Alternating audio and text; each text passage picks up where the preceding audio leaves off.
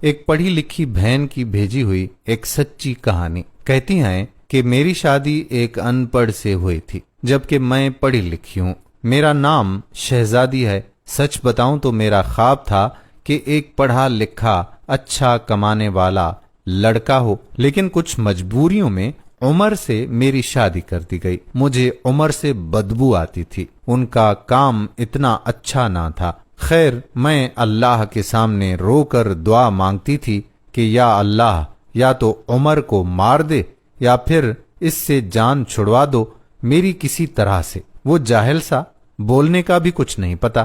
میں ہر بات پر عمر کو بے عزت کر دیتی، تنقید کرتی، عمر پہ غصہ کرتی۔ عمر مجھے پیار سے سمجھاتا، کبھی چپ ہو جاتا، کبھی غصہ ہو کر گھر سے باہر چلا جاتا۔ میں ایک بار جھگڑ کر امی ابو کے پاس چلی گئی اور ضد کی کہ بس طلاق لینی ہے عمر سے۔ امی ابو نے بہت سمجھایا کہ بیٹی، لڑکا اچھا ہے، نہ کرو ایسا، بس بیچارہ پڑھا لکھا نہیں ہے، باقی کیا کبھی اس نے تم پہ ہاتھ اٹھایا یا گالی دی ہو تمہیں؟ لیکن میں بس بضد تھی کہ طلاق لینا چاہتی ہوں۔ میں نے جھوٹ بولا کہ وہ خرچہ نہیں دیتا مجھے۔ امی ابو نے عمر کو بلوا لیا، وہ میرے سامنے بیٹھا ہوا تھا۔ امی ابو کہنے لگے، عمر، کیوں بھائی، تم شہزادی کو خرچہ کیوں نہیں دیتے؟ عمر بابا سے مخاطب ہو کر بولا، انکل جی، جو کما کر لاتا ہوں سب اخراجات نکال کر جو بچتا ہے، شہزادی کے ہاتھ پر سب اخراجات بھی تھے، جیسے بجلی،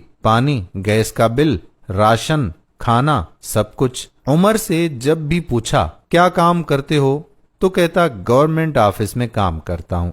اس کے علاوہ نہ میں نے کبھی پوچھا نہ انہوں نے کبھی بتایا۔